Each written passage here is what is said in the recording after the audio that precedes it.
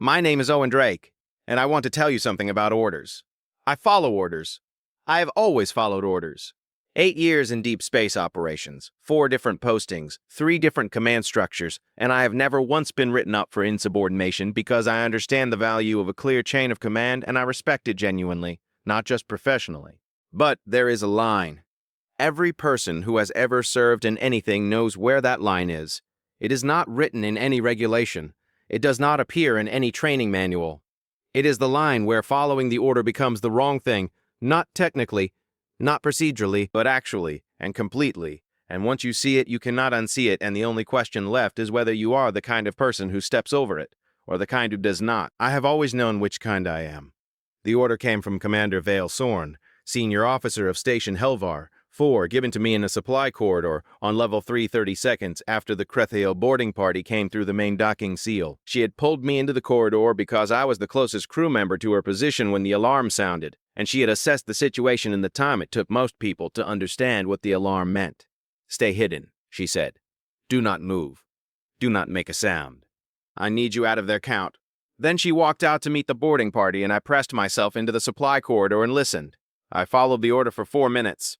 In those 4 minutes, I heard 3 things that changed the calculation completely. The first was the boarding party's numbers. 12 soldiers, which was more than the standard complement for a station this size, which meant they were expecting resistance or they were not planning to leave anyone to offer it later. And those were the only 2 explanations that fit 12 soldiers on a station of 80. The second was the tone of the exchange between Commander Vile Sorn and the Crithile boarding officer. I had worked under Vile Sorn for 7 months, and I knew her voice in every register she used. What I heard in those 4 minutes was not the voice of someone managing a situation. It was the voice of someone buying time, and buying time meant she did not believe the situation was manageable, and she was trying to create space for something that was not yet possible. The third was a sound from the direction of the crew quarters, 2 levels up, that told me the rest of the boarding party had split off and was moving through the station without waiting for the command-level conversation to conclude, which meant the command-level conversation was a distraction, and what was happening 2 levels up was the actual operation. I stopped following the order at exactly 4 minutes and 12 seconds. I moved through the supply corridor to the maintenance access network, which I knew from 7 months of station duty the way I knew the layout of my own quarters, completely and without needing to think about it. The maintenance network ran through every level of the station inside the structural frame, and it was narrow and dim and absolutely invisible to a boarding party that had come through the main docking seal and was working from a standard station map. I moved up 2 levels in 6 minutes. What I found in the crew quarters section told me everything I needed to know about what the Cretho were actually here for. They were not here for the station. They were not here for the equipment, or the data, or any of the things that boarding parties usually came for. They were here for 4 specific people. 3 Kelvari researchers and 1 Tethian data analyst, who had apparently been the subject of a considerable amount of Crithal interest for reasons that I did not fully understand, but that were clear enough in the immediate practical sense. The 4 of them were being moved toward the secondary docking bay, where a Crithal shuttle was already docked. I had 3 minutes before that shuttle sealed. I did not have a weapon. I had my maintenance kit, my multi-tool. 7 months of knowing this station from the inside out, and the particular quality that humans have when the line has been crossed and the calculation has been completed, and the only remaining question is execution. I used all of it. The maintenance access panel for the secondary docking bay systems was in the corridor outside the bay, standard positioning for a station of this design, and I reached it in 90 seconds through the maintenance network. Inside was the junction that controlled the bay's docking seal, the atmospheric controls, and the shuttle's external power connection.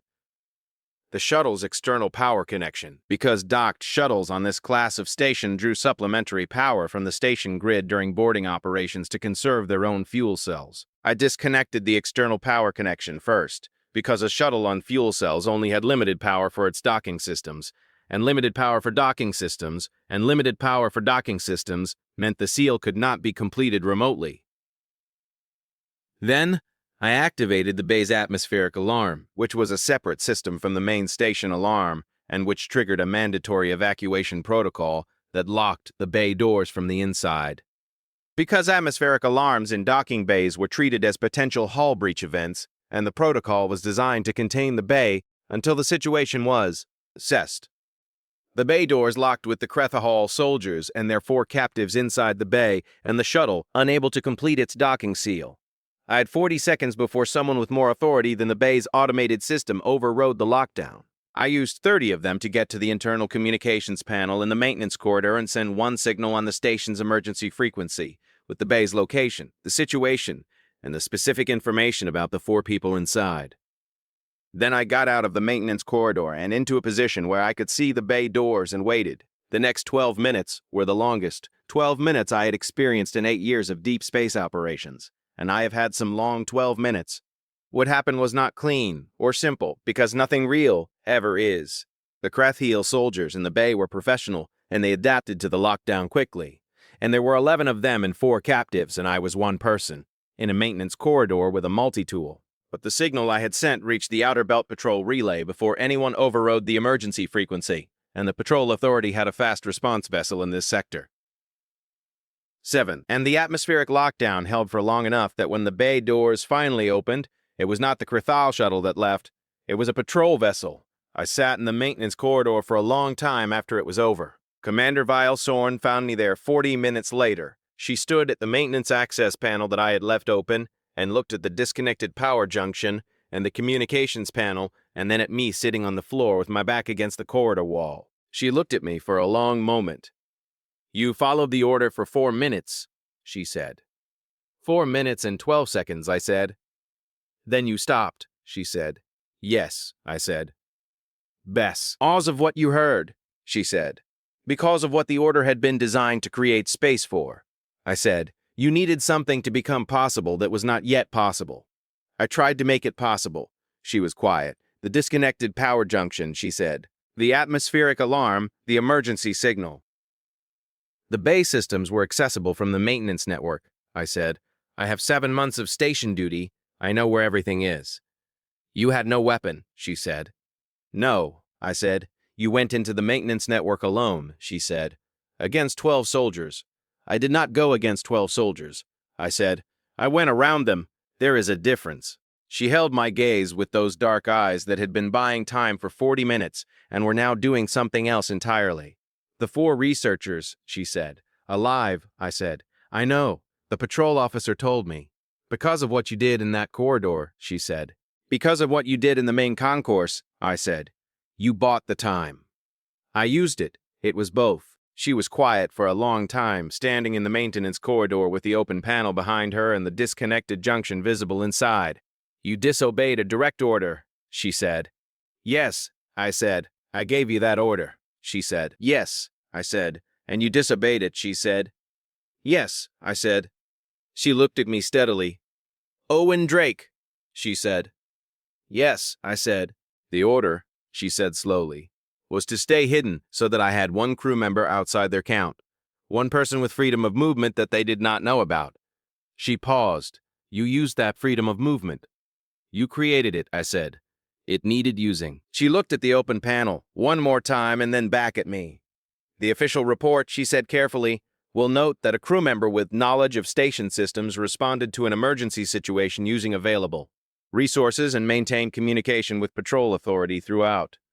"That is accurate," I said. "It does not mention the order," she said. "The order was yours to mention or not," I said. "It is not my place." She almost did something with her expression that was not quite a smile and not quite anything else, but was genuine in a way that the previous 40 minutes had not left much room for. "Get some rest," she said. "There will be a debrief in the morning." She walked back toward the main station, and I sat in the maintenance corridor for a while longer and thought about lines and the kind of person who steps over them, and the 4 researchers who were alive because 2 people had done exactly what the moment asked of them, without needing to discuss it first. That was the thing about the line. You did not think about it when you crossed it. You just crossed it. And then you sat in a maintenance corridor afterward and thought about whether it had been the right thing. It had been the right thing. It always was, when you crossed it for the right reasons. I got up and went to get some rest. The debrief was in the morning, and I wanted to be sharp for it.